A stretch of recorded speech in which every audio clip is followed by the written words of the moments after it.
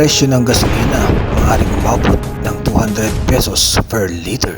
Pero pag meron ka nito, exempted ka. Presyo ng gasolina maaaring umabot ng 200 pesos per liter. Pero pag meron ka nito, exempted ka. Oo, tama ang inyong narinig. Kahit umabot pa ng 200 pesos per liter ang presyo ng gasolina, exempted ka. Basta meron ka nitong app na ito. Ito ay ang Price Lock. Ayan. I-install nyo lang ito sa inyong Play Store, Apple Store, meron ito. At pag na-install nyo na at nakapag-registered na kayo, i-open nyo yung app.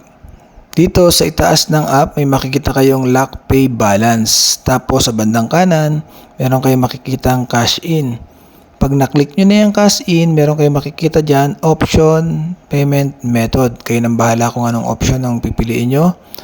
Tapos dito sa baba, may makikita kayong iba't ibang klase ng gasolina. I-click nyo kung ano yung gasolina ginagamit nyo. Then may makikita kayo ditong top up liter. Yan, i-click nyo yan. Dito sa baba, may makikita kayong iba't ibang klaseng gasolina. Piliin nyo ulit kung anong gasolina yung ginagamit nyo. Then, sa bandang baba, may makikita kayong option. Click nyo ito. May makikita kayong pesos at saka liter.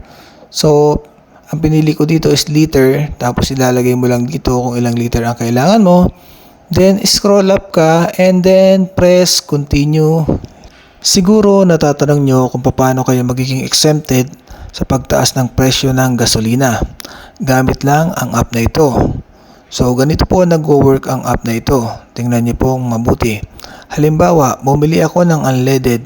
Ang presyo ng unleaded is 88.70 per liter.